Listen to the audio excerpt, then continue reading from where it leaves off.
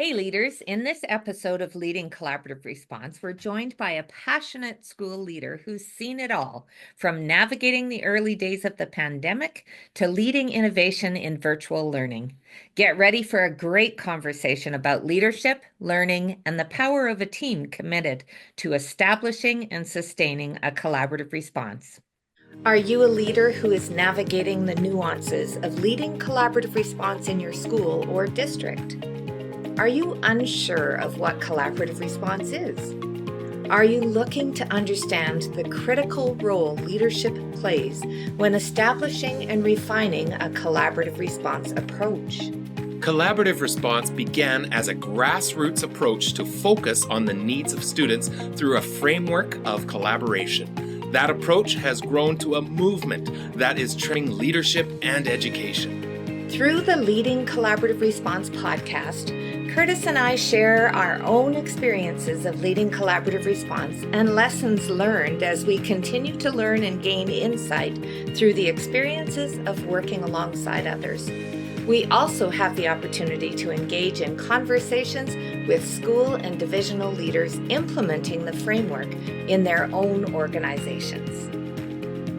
We know great leaders build great teams because that is what every child deserves. Subscribe to the Leading Collaborative Response podcast and join the thousands of schools seeing success for students through intentional and focused collaborative efforts.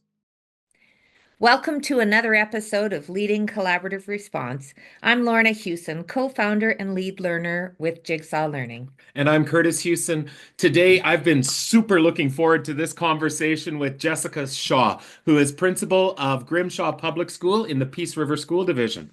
After starting her career teaching junior and senior high math, Jessica stepped into school leadership in 2019, just in time to lead through a global pandemic.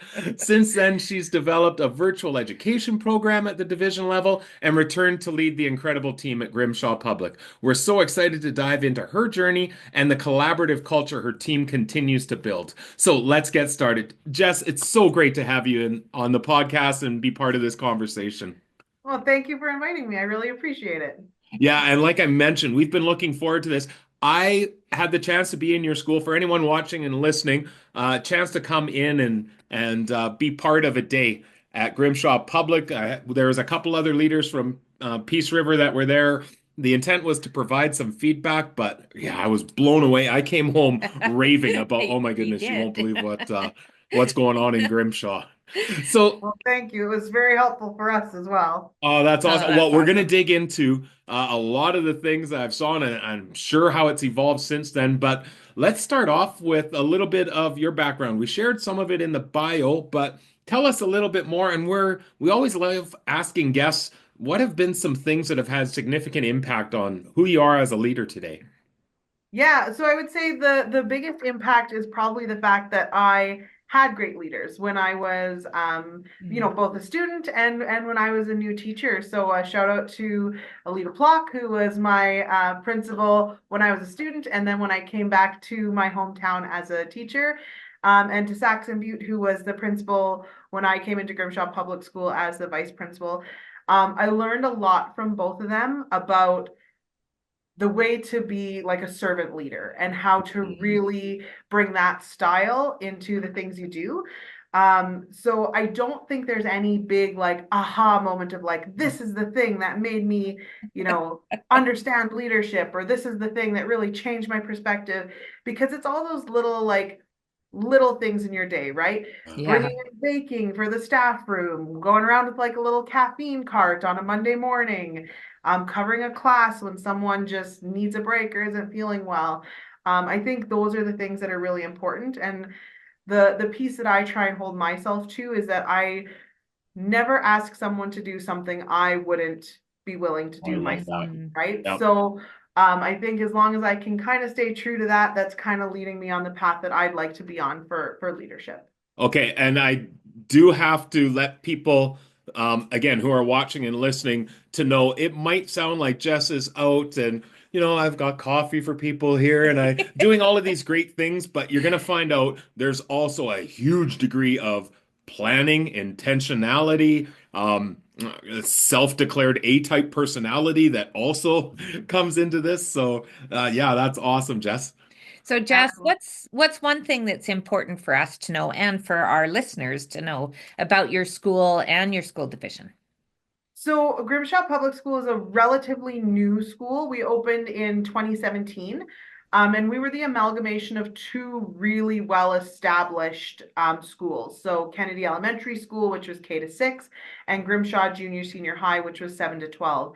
So we amalgamated into one school, Mm. and not only into one school, but into a shared school facility. So we are connected through a fairly complex facility to Holy Family Catholic School, which is a K-9 Catholic school, to our community public library, to our multiplex, which is what we use for our phys ed classes, as well as the walking track, the ice surface. We Oh, have awesome. their shared theater space, shared CTS space. So everything we do takes a lot of planning in our building. So, for example, if we want to have a Remembrance Day ceremony for our students, we can't set that up the day before because user groups need to use the facility in the evening. So we have to make sure we're planning those things really, really well. The other thing that's really important to know is that when we were established in 2017, the first few years we had some fairly transient leadership, not because people were in and out, but they were so good they kept being taken to central operations. And so it made it a little bit harder to establish that culture of what is Grimshaw Public School as a K to 12 school. So this is my 6th year now in administration, 2 years as vice principal, and my 4th year as principal, and my 4th year of working with at least one of my vice principals for the whole time. And it's really, really been helpful to have that continuity to be able to put some plans into action and be proactive and really establish the one school vibe that we were Mhm. really struggling to get right off the hop. It's so exciting the opportunities that are afforded to a school when you connect with community in that way and you have all those resources available. But I can certainly see that there would be some complications with that Yeah. as well. Yes, it's a blessing to have access to, we don't have to walk outside to take our kids skating. So we'll happily take some of the complexities that go with it. Absolutely. Awesome. So, Jess, for those that don't know, Peace River School Division has been engaging in collaborative response for a long time, and your superintendent has famously said, "We're going to continue to refine and build upon collaborative response until we've got it absolutely figured out, and then we're going to go for 3 more years after that." Absolutely. Yep. It's been really sensational how it's been a consistent through line, Yeah, probably, would it be fair to say 7, 8 that's what I was years? thinking. My whole time in administration for sure. Yeah. So Okay. same, at least Yeah. 7 years. Yeah. So I would love to know, because your school and the division has come so far in the work and the understanding, it's just woven into the fabric of what it means to be in Peace River School Division. But when it was first introduced, or even for you as an administrator coming in, how did you get started, and what did you see as some initial wins, some early challenges, or even some things that stood out to you early on in the process? Yeah, absolutely. So we started with where I'm sure a lot of people start, which is like the overt observable structures, right? Yeah. So the collaborative team meeting, something that you can like see and understand and know that you're doing it. You can check that box off. Mhm. I am, as you said, pretty type A, pretty self-identified type A personality. So it We really, have a club. We'll get you the jacket. Yeah. oh, perfect. I love a letter jacket. It was a lot easier for me to be like, okay, there's a meeting. I make an agenda. We set a time. We follow this script. And so that was really a helpful place to start and being able to use some of the resources from Jigsaw Learning for this is a sample agenda. This is a script that we can use to kind of lead through it was really quite helpful. It did take a little bit to get going with it. One of the biggest parts is establishing that culture and that understanding that saying you have a problem doesn't mean that you're a bad teacher. Yeah. Saying that you're struggling doesn't mean that you're incompetent. And I think that we as educators are so used to having to have it all together all the time that when we have an intentional process that is asking us to say where we're struggling, it feels like a trick. Yeah. Yeah. Well, it's That's tough. a good way to put it. Yeah, I love that. Yeah. So Not it was natural. yeah, it was really, really important for us to get people on board with that it was that support as opposed to a way to trick them into kind of telling us what they were doing wrong. And then we'll get you for the next evaluation. Yeah. Exactly, exactly. Once we got it though, it was easier to spread to other parts of our day and other parts of the school, right? So the one thing we really had working for us was that our staff has always been fairly on board with the idea of like shared custody of students, right? So they're all our kids. They're not my kids and your kids. So it made it a little easier to have that perspective in a collaborative team meeting. And then we could just talking about the kids allowed us to then take those understandings and conversations to the hallway or to the playground. So that we didn't just say, oh, that's somebody else's kid having a meltdown over there. We would know, oh, that's the kid we talked about at the collaborative team meeting. I know that they're working on this strategy for regulation. I can go and assist, or I know what's gonna, bring them down instead of escalate them. So that was really nice to be able to kind of bring that into other parts of the day. We also had a really great opportunity kind of right in the early years, probably in the first couple of years of doing collaborative team meetings, to video one of our meetings and send it to you guys and get some feedback on that. And other than the horror of having to see myself on camera, which I don't love, I get that. it was really helpful to be able to refine some of our structures. Oh, tighten up the way you do norms. Make sure you maybe phrase the question in this way to increase people's comfort with sharing their key issues and that kind of thing. So that was really helpful to make sure we were aimed in the right direction as we kind of plowed on through it. I think, again, an early challenge that's probably fairly common to everyone is the I tried that, I'm already doing that, that didn't work for me, especially when you have veteran teachers who are kind of very set in their ways and who are in reality doing a lot of those things already. Of course, they've got those strategies. They're the ones who are listing out the things that you can try because they do them. So it was a little bit of changing that perspective to it's okay to admit you're stumped, but also kind of changing that perspective to be like, yeah, absolutely, you as a teacher do these things all the time, but what are you really going to be intentional about? Like, what are you really doubling down on for the next month, right? Because you can't possibly be doing all things at all times because you're a human being. Which of these multitude of really great strategies that you use are you going to intentionally double down on? So, and I love that really building the culture through that and really moving to that place where, no one can do it all on your own.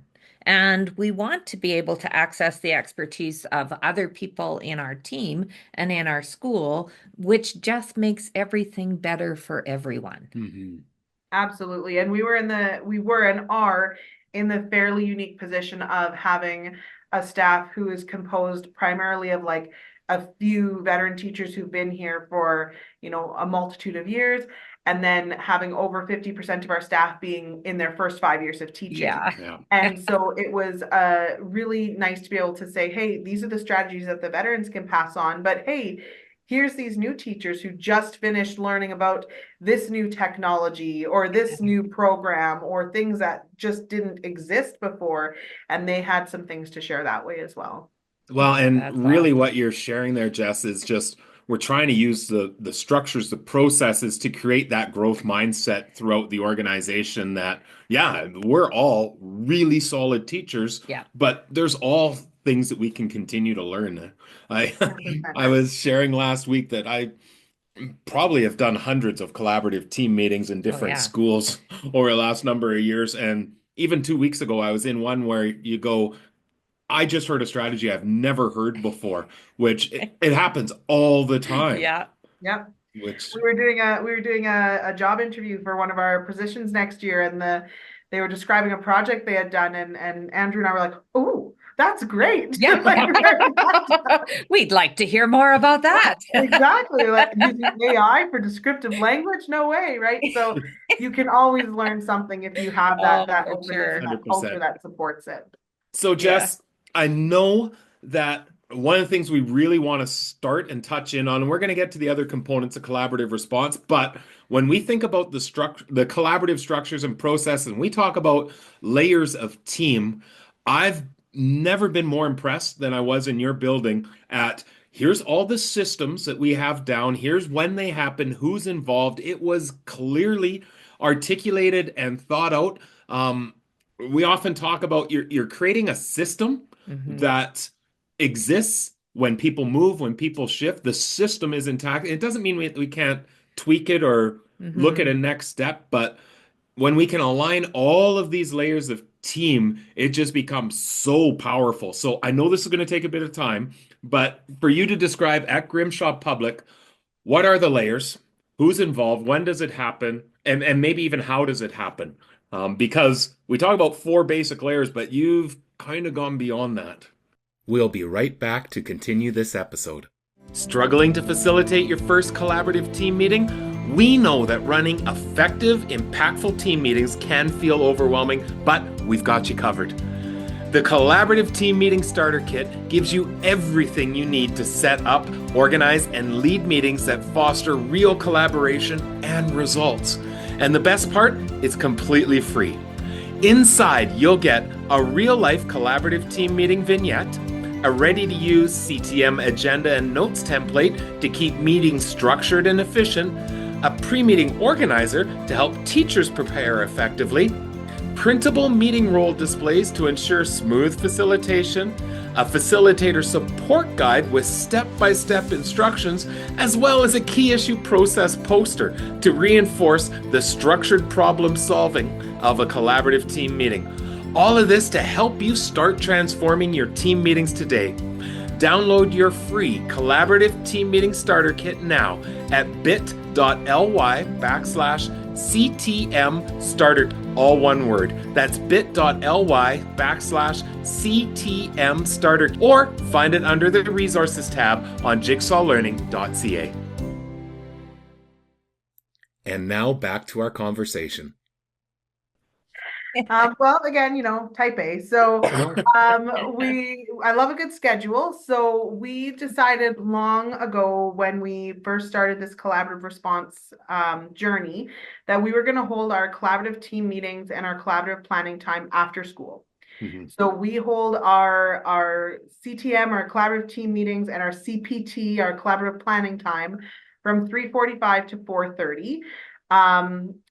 Once a month for each team. So we have a Div 1 team, that's our K-3 teachers. We have a Div 2 team, that's our 4-6 teachers. We have a Div 3-4 math science team, and then a Div 3-4 humanities team. And so each of those teams will meet once a month for a collaborative team meeting from 3:45 to 4:30. And then they will also meet once a month for their collaborative planning time from 3:45 to 4:30. So they have two 45-minute meetings a month. Okay. The CTM, we kind of already talked about it, that yellow zone kid who just needs that little push to be in that green zone. We're pretty intentional about it being, strictly those bubble kids, those yellow kids, so that we can really make some gains. Our collaborative planning time is usually 2 weeks after that. And it's gone through a few iterations of what it exactly looks like. Right now, the first part of it is a staff meeting. So we have some standing items, inclusive ed updates, student leadership updates, that kind But with of that smaller team, right? Yeah, with that smaller team, so that we don't have, our junior, senior high teachers listening to recess issues and things like Right. that. Yeah. And then we have a collaborative focus that's usually a timely issue. So for example, throughout the end of May and June, our collaborative planning time is focused on transition planning. Right. So that's when we collaboratively work together to make class lists for the next year, class profiles for the next year, supply lists for the next year. And we can work together to do that.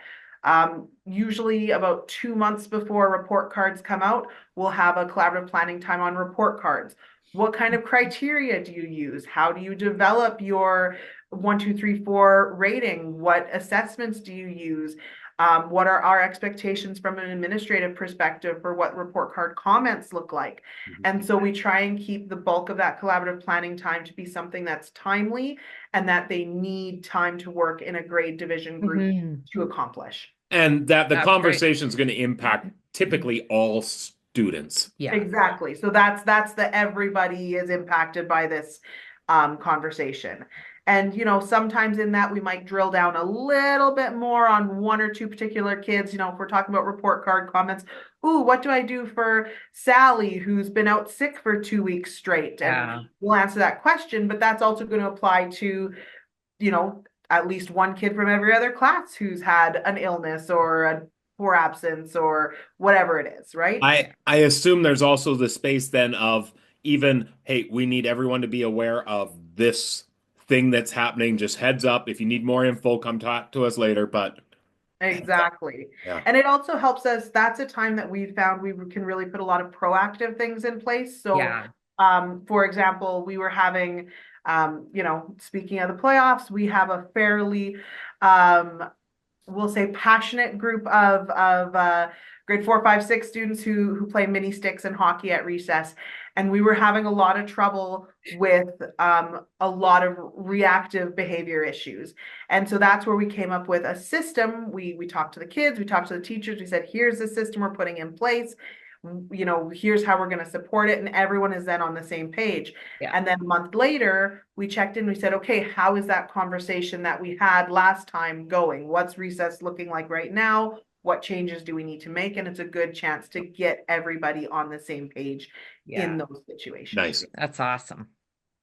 So those are kind of the 2 that we do after school that involve the whole school team. CPT is that universal, it affects everyone. CTM is a little narrower because you're really only talking about those yellow zone kids. From the CTM, students can be referred to what we call an SST, or a school support team meeting. That is a meeting that includes myself, both of my vice principals, and both of our inclusive education coordinators. And it's more focused on those red zone kids. So students who are referred from a collaborative team meeting or whose names have been brought up multiple times in conversations, you know, when a staff are stopping in at the office to kind of share a struggle that they're having. I would say that is my favorite of the meetings that we do in our building, because I really feel like we have made that one particularly robust in the things that we're able to do. So over the time that we've been doing it, we have included more and more different things in it. So right now our agenda includes, we start with following up from any action items we had from the last SST. Then we go into celebrations. So we talk about celebrations. Sometimes it's for students who are, you know, in our inclusive ed profile, but a lot of the time it ends up being staff celebrations. So what have we noticed in being out and about in this week that we have really celebrated staff for? And a recent addition is I then take those celebrations and take one of my little postcards and write them a little postcard saying, hey, we noticed this was really excellent. And we sign it and we send it off to them just to, I think teaching is one of those professions where everyone will tell you when you're doing it wrong. But not very many people will tell you if you're doing it right. So we're trying to be a little bit more intentional about that as well. And Jess, sorry, before you continue with the agenda, the SST was weekly, yes? Weekly, yes. So we do it every Thursday morning. Every Thursday. Every Thursday morning. And it is pretty sacred. So we, as I'm sure everyone has experienced, have a staffing shortage for substitute teachers. And, lots of times we're out covering classes or dealing with, a behavior issue or whatever it is. Yeah. I think in this whole year, we've maybe canceled 2 SSTs. Oh, wow. Like that is pretty universally recognized as something that really helps us to get on top of those things that we Yeah. That's Okay, so you were awesome. talking about the agenda celebrations, and then what have we noticed? Yes, Not just for celebrations, kids, and but then staff? yeah, absolutely. And then we talk about any classroom observations or teacher meetings that we've had throughout that week. So which classrooms did you go into? What good things did you see? What conversations did you have? And then are there any other follow-up action items that need to come from there? So we do that. It's usually, though that for part of the agenda usually doesn't take us a super long time. And then we've also recently added in a section where we discuss any PCS, Peace Collaborative Services, or specialist reports. So did we get an ed psych back that we need to debrief? Are there action items from it? What do we need to make sure that teachers are aware of? What can we do to support them? So we've put that in there as well. And then we talk about, that's where we talk about specific kids. So at the CTM, we talk about issues and we assign it afterwards to a kid. At the SST, we talk about a specific kid. Yeah. And we have some background about what the issue is, what supports have already been in place, and then what action items we have moving forward from there. That's excellent. And once we've had a conversation and we've put all our action items in, I do a snippet of that part of our agenda and I email that back to their classroom teacher so that they are back in the loop of this is the conversation we had, these are the action items we're taking. Even if they don't have to take an action item, they know that we have had that conversation and we're working on it, and that communication loop is complete. Yeah, and this is huge because I hear this in a lot of schools of there's an SST type structure like you're describing established, but then teachers will say, we don't always know what goes on from that, or I know I've referred a kid, but I don't really know what's going on with it. And it's just because of what you've described. Just that communication plan. Trying to close the loop. Yeah. 100%. Yeah. So Jess, before you move to your others, would you be willing to share just a blank template of that SST agenda? I know someone is going to be interested to see what that looks like. I'll follow up with an email. Yes, if you remind me with an email, I'm happy to share that for sure. Okay. And then the last piece we've added to it is a section where we can do a work plan with our coaches and admin for the following week. What are some priorities that we need to focus on for that week, or big ticket action items we need to get going? And then that informs our agenda for the next week, and we kind of proceed from there. So I do need to let people know that you might be listening to this and go, oh, that's a lot of stuff. But when I was observing this team, it was clockwork, so efficient, and your team were so aligned to the process. And again, having a structured agenda, even though it's the same, 4 or 5 people every time, it was still, no, we're still going to follow the agenda. It was just bang, bang, bang. It's so efficient. Yeah, they usually last from about 10:30 to 11:30 because we're done before we send the kids for lunch. So it's usually about an hour, sometimes more, sometimes less, but we do stick pretty closely to that because we've got a lot to get through in a pretty short amount of time for sure. Yeah.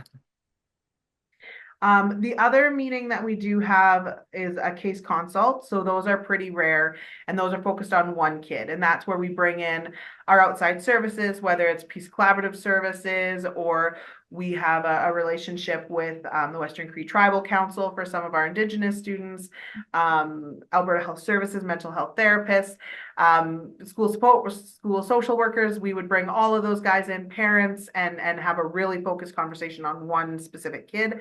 But those are pretty rare. So we do maybe 1 or 2 of those a year. Which is awesome because we often hear schools that without the structures and the systems, I was just with a school last week that said they would do a monthly kind of wraparound meeting like that with students who would get referred. And they said it used to be that we couldn't even get through all the kids in one meeting. They'd have to get referred as carryover for the next time we meet. And where now they've had times where they've canceled that meeting because nobody's on the agenda because we're covering this conversation in a lot of other places. Yeah, 100%. I would agree with that. And then the last meeting that we do have that is kind of, I think, unique to our building is we have bi-weekly. It alternates. 1 week it's type A and one week is type B. So we have weekly meetings with our Indigenous support worker and our success coaches. Okay. So that will be, again, those aren't quite as structured as the other meetings, but it's just that good chance to touch base with them and say, is there anyone specifically on our Indigenous support workers caseload who needs to be referred to a more formal meeting, or what kind of things do you have going on that we need to make sure the whole school is aware of? And then the same thing with our success coaches. Do you have things we need to be aware of, or kids we need to refer to a formal structure? And or here's the kids who in our formal structure, we said one of the supports they needed is you. Right. Here's the list of those kids, right? So we do those kind of bi-weekly, alternating which one we talk to. So okay, so Jess, I know someone listening to this or viewing is going to go, oh my goodness, are you kidding me? How many meetings do you have to set up? But I know that's not kind of the thought process or thinking that comes from the school. How would you respond to that when somebody goes, how do you survive with so many meetings within your school? You know what? I think that having them really structured and really time limited is helpful, because I personally get a little bit antsy if I'm sitting in a meeting for any amount of time and I'm like, okay, I got to go and do this thing. I got to go check on this, or, you know, hey, I'll answer an email while I'm doing it or whatever. But we don't really even have time to answer our emails when we're doing those meetings, because we're doing those focused conversations. We're getting it done. You don't have time to stop and get bored or, you know, think of the next thing you have to do. You have that conversation, you move on. You also know when it's going to happen. Yeah, so predictable. Right, it's predictable. So if we didn't have that SST time, what would probably end up happening is I would take more than an hour of my week just in these stop by, drive by conversations. Yeah, sure you would. Coaches, where they have critical information they need to share with me, or I have critical information I need to share with them. And they're going to tell it to me now in a drive by because they've caught me and they don't know when they're going to catch me next.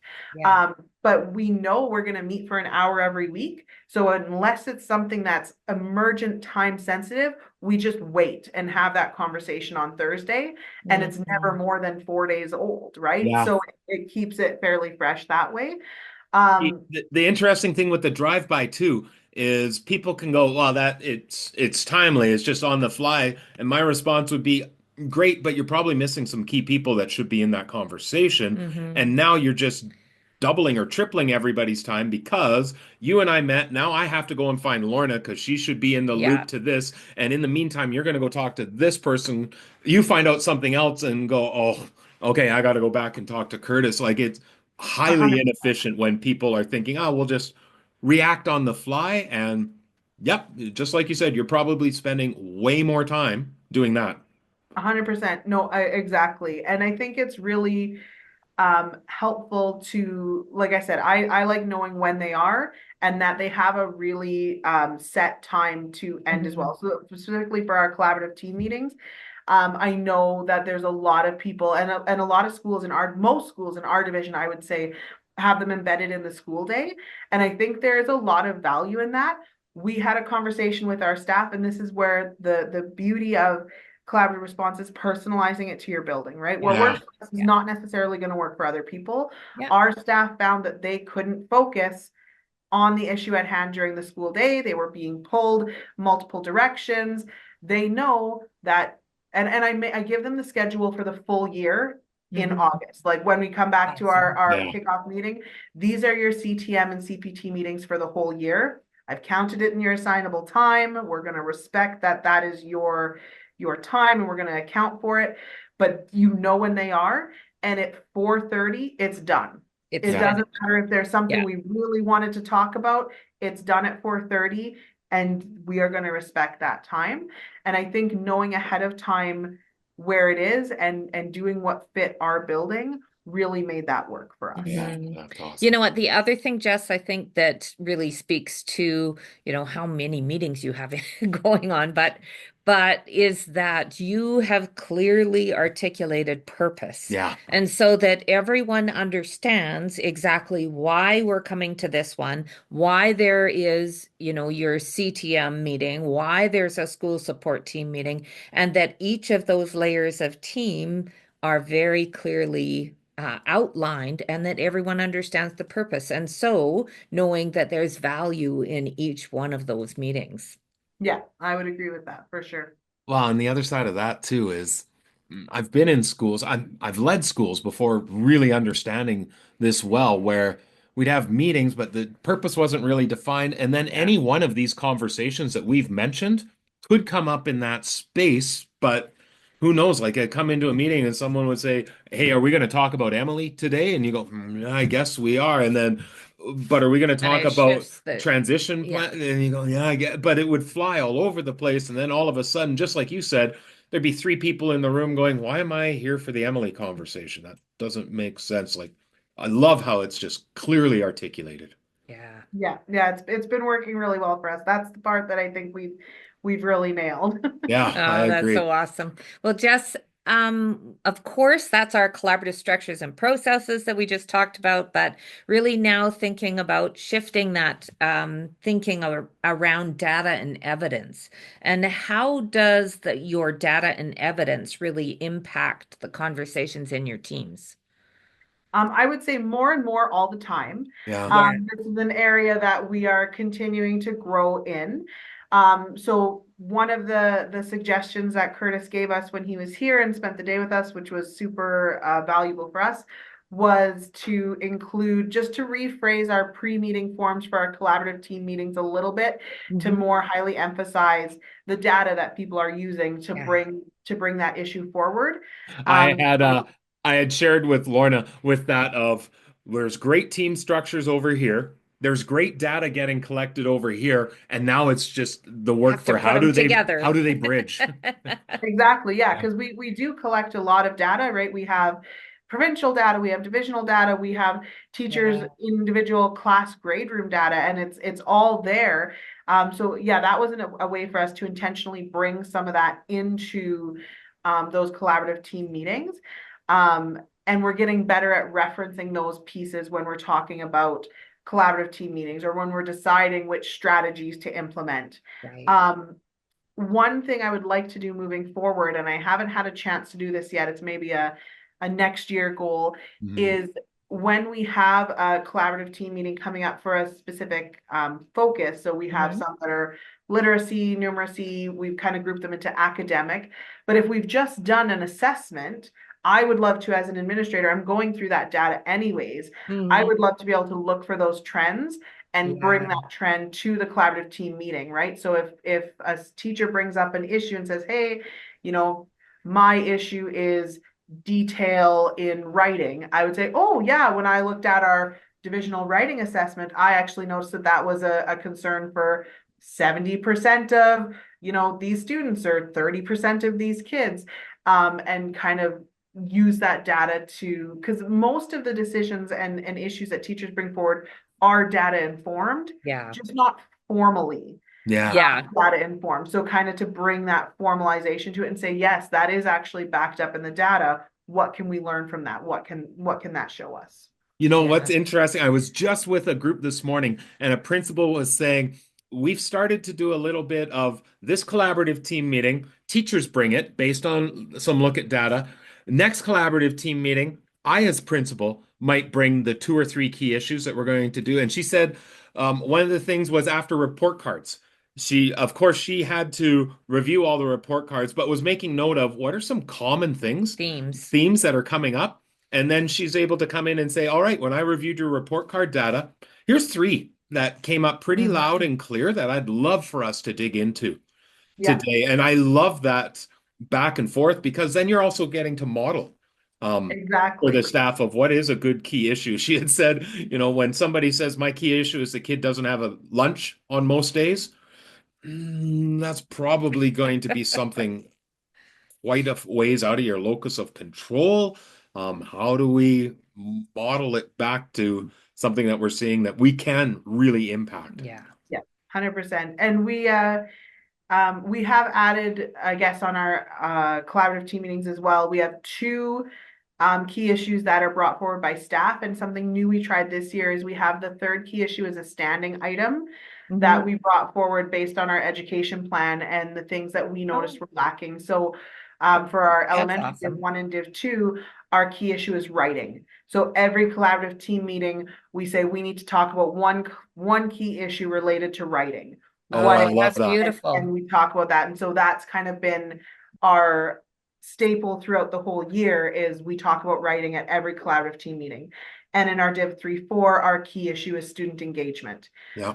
So we talk about that in every collaborative team meeting we have with those groups as a standing item, because it's something that we know is overall the thing we pinpointed as the biggest area of growth for that particular group of students. Well, And that is such a fantastic way to live out your 3-year plan or your school improvement plan, is really tying it into those teams that are already meeting and that are working toward the growth and development in that particular area. Well, that's a beautiful tie to use those team meetings to make that happen. Well, and we talk all the time that when you first start, we focus, just like you said, we focused on the meeting structures and whatnot. But in time, we want to get to a place of we're utilizing the framework to move forward, whatever priorities we're seeing within And how the can we do that? school. It's not that we're collaborative response is one more thing on our plate. It's our plate that we're utilizing to address concerns that are coming up in the building. Yeah, I would say that's definitely kind of the biggest shift that we've had, kind of if I look at what I've learned from when we started to where we're at now, is collaborative response isn't like a thing you do, right? Like, yes, the meetings are a thing you do for sure, but it's just the lens through which you look at things, right? So if we feel like doing collaborative response is adding something to our plate, then I'm implementing it incorrectly. Right. I'm doing something wrong with the implementation because it's making more work for people as opposed to less. In reality, it should make less work for people because we're being more efficient with how we're having those conversations. We're tying multiple people to those children and the way that they can be supported. So that I think is a huge piece. It's not a thing you do, it's the way you do things, right? Yeah, Right. love it. Yeah. Okay, so we know there's 3 foundational components, our collaborative structures, and if I'm picturing 3 puzzle pieces in that visual, the collaborative structures and processes, data and evidence. The third one is continuum of supports. What does that look like in the school, Jess, for work that you've done and ideas that you have moving forward as well? We'll be right back to continue this episode. The key to a comprehensive collaborative response in schools is understanding that layers of teams need to be established in order to best support each and every learner, as well as the staff working diligently for their success. In order to coordinate and optimize support beyond the classroom, the school support team is critical. However, how that team is organized matters. Join us for the online workshop, Ensuring Effective Response Beyond the Classroom, 5 Considerations for Effective School Support Team Meetings, part of our Supporting Collaborative Response series. In this workshop, I will reveal 5 considerations for every school trying to take their school support teams to the next level. I'll also be sharing numerous resources, templates, and samples to help transform the supports put in place beyond the classroom. Access this on-demand workshop and you'll have the ability to view and replay all or any portion of the workshop when it best fits your time. Register today to learn more about this critical collaborative structure, integral within a school's collaborative response. And now back to our conversation. Yeah, so that is the obviously, like you said, there's kind of a general procedure that people use as they work through things. You get the meetings sorted out, you get some data going to them, and the collaboratives, the continuous supports was the last piece that we did. So it is the most recently completed. We had one set of them and we thought they weren't quite working the way we wanted them to. So we've just finished this year revamping all of our continuous supports. We have, and especially as a K-12, like we have is 9 of them. really difficult. Yeah. Did you say you have 9? We have 9. Oh, So wow. we have, because what we've done is for Div 1, Div 2, and Div Yeah. 3 and 4. We have a literacy one, a numeracy one, and a social emotional one. And I Oh, that's imagine, beautiful. Jess, and if I remember correctly, seeing them, there is, of course, crossover between them. They're not Hmm. totally standalone. No, no, for sure. And so what we ended up doing is it was actually the way we used some support we had from Jigsaw through Peace River School Division. We worked with someone who zoomed in with us on our PD days and walked us through the structure of creating those. And it was, we all started with writing down all the things we could think of on a sticky note, and then you group them together and you see which ones come up the most often. And unsurprisingly, whether it was Div 1, Div 2, or Div 3, 4, those big non-negotiables, we said stick to 3 to 5. Like Yep. there can only be a few. Were very similar. They might have been worded slightly differently or Yeah. have slightly different trappings around them depending on the age level, but overall they were very, very similar in their nature. And so we set it up with the 3 to 5 really non-negotiable pieces that everyone agreed would be happening all the time for all kids, no matter what. And then we had our really robust list of tier 2 strategies that are things you can try, different things that are available. Yeah. And then we had, okay, here's a few ideas for more intensive things that would be on an individual or very small group basis. So we've just kind of finished putting all of those together. And what our focus is now is finding a way to bring those more actively into our collaborative Yeah. team meetings as a living document, right? Again, that type A can be a blessing and a curse. And I do like being like, oh, we did it. Check mark. It's done. Nope. But I can't do that. And so, it is uniquely frustrating in that way. But just bringing those to the meetings, referencing them, adding to them, taking away from them. And we want to find a really efficient way to be able to do that process. We did just get all of our continuum of supports entered into WeCollab. So that's, I think, going to be very helpful as well, because it's all tied into one nice little space. So, and we're actually going to take our non-negotiables from our continuum of supports and add them to our classroom walkthrough checklists that we do as administrators. So that's another piece that we're going to try and make those more living and more into the fabric of how we do our daily stuff here in the building. Which then is beautiful amazing. because you have it systematically set out in your SST of what did you notice in our walkthroughs this week. And if we can all say, all right, we're all focusing on this non-negotiable from our continuum, what did you see? Are we seeing gaps? Is there an area that we need to go for some deeper shared learning? Outstanding. And again, this is where we often talk in this collaborative response work that understanding each of the pieces is the first step. Connecting and aligning is the ongoing work that just And that's continues to tweak and refine all the time. And that's the piece that becomes sustainable, right? Is once we've connected everything, then that becomes how we do the work that we do through collaborative response. All right, Jess, we have two questions that we want to finish off with that we ask everyone, and you might be repeating yourself in a couple of these because I know you've shared a fair bit here already. We'd love for you to finish this statement. As a result of collaborative response, we have seen. How would you finish that? We have seen a shift in the way that we talk about kids and issues in general. So it's not, we don't talk about a kid and the problems with that kid. We talk about, I mean, you do still sometimes. Let's be 100% honest. Sometimes you just need to have a little bit of a chat about Jimmy. But most of the time we're like, this is an issue that we're seeing. How do we address this issue? How do we address it for multiple kids at the same time? Every school in Alberta is looking for ways to stretch the resources they have and the personnel they have to be as effective as they can. So if we're putting out, a strategy that's going to positively impact 5 kids at a time instead of 5 individual strategies, that's a better use of our time and resources.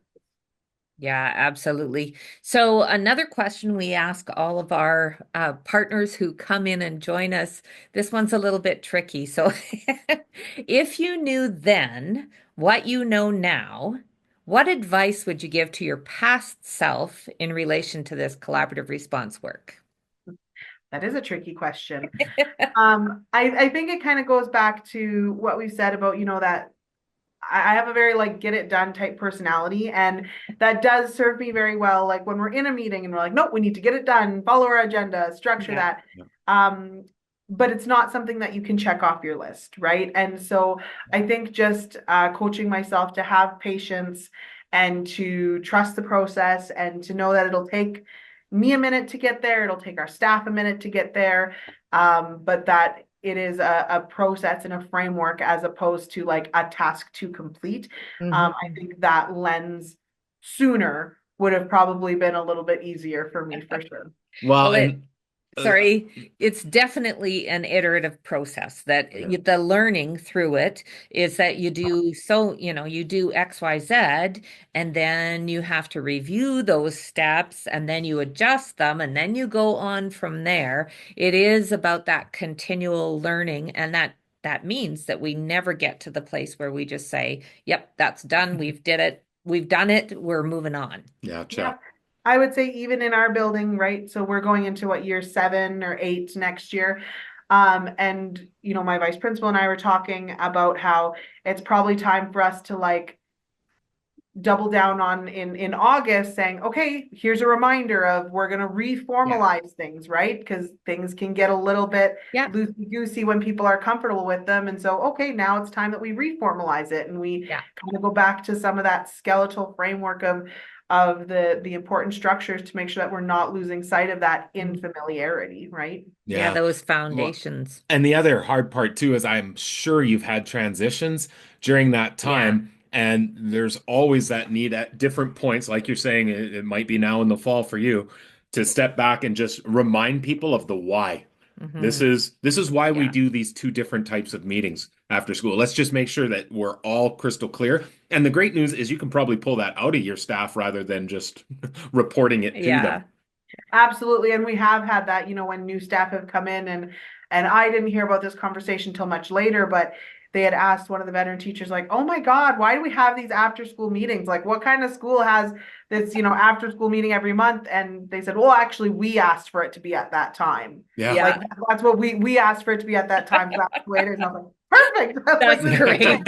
So then you can build that culture in the school of everyone buying into it. Then it's easier to get the ball rolling for those things for sure. Yeah. Awesome. Well, Jess, we've really appreciated this conversation, and we'll throw your email address into the show notes that if anyone has questions I'm sure that's okay to reach out. Absolutely. Yeah. Please do. Yeah. Awesome. Well, this has been great. And again, it's one thing to talk about this and to hear it on our podcast, but being in your school for that day was, oh my goodness, this is, you get the tingles because this is exactly how this work is supposed to look and supposed to evolve. And it was a wonderful thing to see at Grimshaw Public. So amazing job.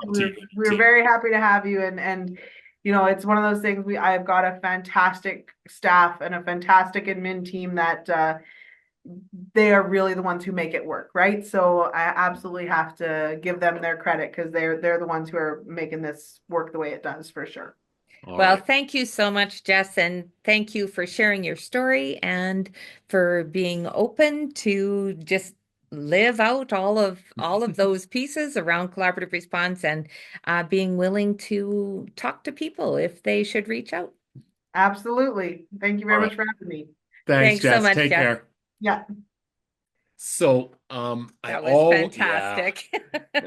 Schools within Peace River are always schools I enjoy talking with because it's come right from the top of we're going to really embrace how we're creating the systems, what collaborative response looks like across the system. But the beauty is they understand that we're going to be tight on some of the key elements or key foundations, but we're going to give a lot of flexibility and we're going to give a lot of opportunity to learn through this process because it's understood that it's iterative. So every school within Peace River School Division are going to be at different places at different points in time. And not only is that okay, it's expected. I loved when Jess said, every school has to find out what works for Yeah. them. And it's interesting because I was in another school in Peace River School Division last week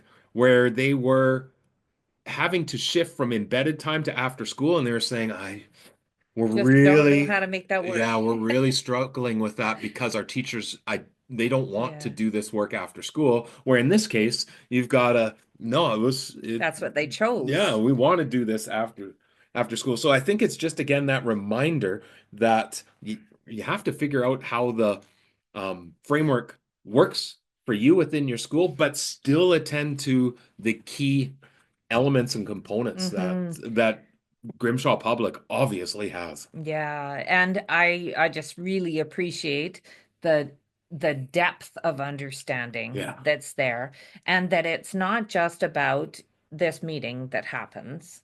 Yeah. And, I don't know, like we just have this meeting once a month and Which is like, funny because at Grimshaw Public, that would have been when they first started, yeah, but then just continued to evolve yeah. and grow. And continue to focus on being very purposeful, really understanding that why, and being articulate with their staff about here is how we support students, here is how we support each other, and it Mhm. is through these structures that we have going that we're going to see that support, and we're going to see success for staff and for students. I loved, um, and it's always a good reminder to think about, and it came up perfectly. I even noted it within the conversation of, oh boy, for an outsider, that sounds like a lot of meetings. Yeah, But yeah. she's so right when you think about actually, if you didn't have these meetings, you'd probably be spending more time than we Hmm. currently do attending to things because everyone has students with concerns. Everyone has issues that they're dealing with in their Yeah. building. If you don't have a system to respond to them, you're probably going to be spending all sorts of time in the stop in the hallway Well, it's conversations, reactive. reactive. Yeah. Again, I smiled when I had shared this with you that first time, that epiphany of, you know, good leaders don't solve Yeah. problems. Good leaders create systems to solve Yeah. problems, which, I mean, yes, of course, there's going to be times where you have to attend to things, but if you can build the systems, so much more impactful Hmm. for you. Yeah. And you're not, it relieves the stress that happens on those external supports and more of the one-on-one situations where we have created such a system that we don't need those situations very Yeah. often because we're attending to so much through our structures and processes. Yeah, but you could hear the alignment even in hear the different meetings. This one is to Yeah. focus on our yellow zone students, Yeah. which again is a Yeah. connection back to The we know that they're data. yellow based on our data. This Yeah. is the space for our red zone. Like Yeah. everything has its purpose and it's clear on Hmm. what that is. And Very. Jess is so fantastic, and it's been adopted across the school that okay, meeting starts. Let's go. Here we got this, and it can sound very rigid and mechanical, but I would suggest it allows for actually more innovative thinking Yeah. because of what they're able to accomplish in that time. Like even her describing, these are all the things that we include in a 1 hour agenda. Some Hmm. people would be looking at and go, that's a half day easily. Yeah, yeah, exactly. One thing I want to bring up that Jess mentioned, and it was in the school support team Yeah. meeting, and in that structure of their school support team meeting, is being able to celebrate. And we know how important celebrations are because we all of us in education tend to focus more on what do we need to do Yeah, next what's and the how do we problem? problem Let's solve around the next issue. fix the next problem. Yeah, and of course that's part of a collaborative team meeting, but in the school support team meeting, they intentionally focus on the adults in the building and Yeah. really celebrating the people who are doing this hard work. And even more, not just being a discussion of that meeting, but then she said she takes a little note card, jots down the celebration that they Huge had talked impact. about, and then giving that to teachers and to staff members so that they recognize really excellent work and that it's noticed. Yeah, And I absolutely. think that is such a significant piece in the overall culture of that school. So the one other piece that I want to really identify, which I think is important, if you're a school or a division that's watching, listening to this, and you're in your first year or second year of implementation, I think this serves as a great reminder that, yeah, it takes time, Yeah. but you could purposefully hear how she understands the systems and the structure so well that, like she said, this isn't one more thing on our. In fact, if it feels like one more thing on your plate, we're probably doing it wrong and we need to make some adjustments. But you Yeah. could naturally hear her say, yeah, at Div 1, 2, we're focusing on writing. So in our collaborative team meetings, we've done this. Like, Yeah. now you're at a place where you're using the framework to address what you're seeing as challenges. And yeah, we have it. Student engagement is a issue that we've been looking at in junior, senior high. Awesome. Now we have the space where we can attend to that. Like it's then using your collaborative response framework to address what you're seeing. Again, it's that idea of how do we collaboratively respond in the building to the things that are coming up for us over and over again, and it's through the systems. And explicitly connected systems. Yeah. So throughout that conversation, you could hear a number of times of how they connect data, how they connect the school support team with the collaborative team meetings, and there's connectedness